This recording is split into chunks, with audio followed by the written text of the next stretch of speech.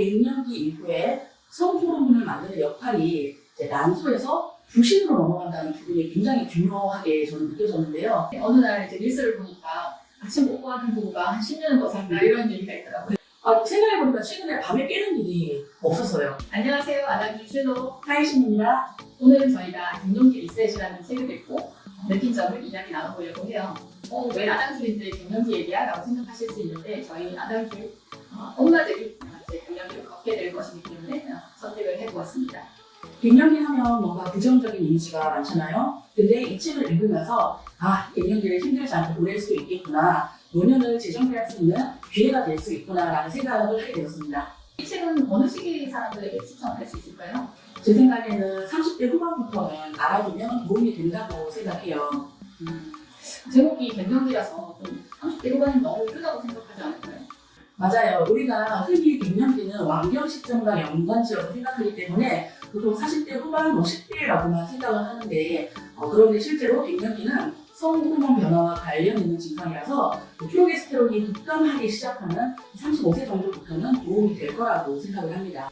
그래서 다른 책에서는 갱년기를 완경 전환기라고 부르자라고도 하더라고요. 그만큼 생각보다 그 기간이 길다는 거죠. 그리고 이 책에서는 그 기간 동안에 호르몬이 서서히 줄어드는 게 아니라 급격히 요동친다고 표현을 하더라고요. 어느 날은 되게 높고 어느 날은 지나치게 낮고 이런 식으로, 그러니까 기분이나 몸 상태가 롤러코스터를 탈 수밖에 없겠죠. 그래서 칼씨님은 최근 호르몬 변화를 체감한 일이 있으셨어요? 네, 최근인데 생리 주기가 굉장히 정확한 편인데 얼마 전부터 주기가 좀 꼬이기 시작한 것 같아요. 이게 이제 생리 지나고 일주일 있다가 또 출혈이 있어서 병원에 갔더니 난소 낭종이 있다 하더라고요. 그래서 이게 뭔가 불규칙적이고 뭔가 불안해지는 게 이게 갱년기 시작인가 그런 생각이 들었어요. 네. 사실 저는 좀 많이 우리 변을 체감을 잘 못하는 편이에요, 중간에서. 그런데 이제 제가 과거를 돌아보니까 그 호르몬이 급감한다는 36살.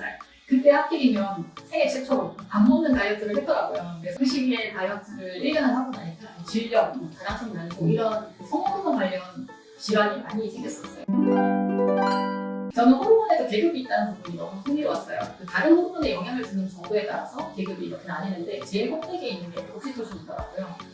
좋은 관계, 신뢰, 교감 같은 게 옥시토신을 분비시키니까 결국에는 주변 사람들과의 관계를 잘 맺는 게 건강 관리에 중요하겠습니다. 그 다음 계급이 호르몬이 코티졸, 스트레스 호르몬이에요. 특히 여성들은 이제 주변을 케어하는 일이 많아서 코티졸 과다 상태일 가능성이 높다고 해요. 여기서 갱년기 이후에 성호르몬을 만드는 역할이 이제 난소에서 부신으로 넘어간다는 부분이 굉장히 중요하게 저는 느껴졌는데요. 그런데 이미 갱년기 이전에도 이미 부신은 코티졸을 만들어내느라고 너무나 힘든데 여기에 임무가 하나 더 추가된다는 거예요. 부신을 잘 돌봐야 한다는 말이 정말 와닿았습니다. 그래서 책에서 강조하는 게 쫓기는 여성 증후군에서 벗어나야 한다고 해요. 그러니까 나를 돌보고 쉬고 좋은 관계를 맺는 게 갱년기 호르몬 균형의 열쇠인 것 같아요. 사실 이 부분은 갱년기뿐만 아니라 전 세계 건강에 중요하지 않을까 싶어요.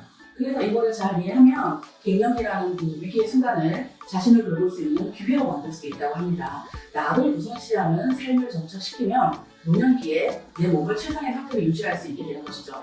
그래서 칼슘님은 부신 관리 잘 되시나요? 부신, 항상 부신을 쥐어짠다, 부신이 풀린다 이런 표현 하잖아요. 저 같은 경우에는 이제 마음이 넘어서 이제 늦둥이 막내를 출산을 하면서 이 육아와 함께 수면 패턴이 완전히 엉망진창이 되었어요. 이제 모유 수유를 하고 단유 후에도 이 수면이 흐트러진 게 쉽게 회복되진 않았거든요. 잠이 드는 것도 힘든데 겨우 잠이 들어도 새벽에 꼭 깨게 되고 또 새벽에 깬 다음에 다시 잠드는 것도 어렵고, 그리고 왜 잠을 잘 자려면은 이제 핸드폰을 하면 안 된다고 하는데 핸드폰을 보나 안 보나 잠을 못 자게 되는 건 마찬가지니까 오히려 더 잘 핸드폰을 보게 되더라고요. 그러다 보니까 아침에 일어나는 것도 힘들고 낮에는 멍하게 되죠. 이 멍한 거를 또 이겨내려고 커피를 또 마시고, 커피를 마시니까 또 코티솔이 상승되고 스트레스 받고 그런 일상이 반복되면서 원래도 이제 전담료가 관리 중이었는데 혈압까지 올라가더라고요 이제.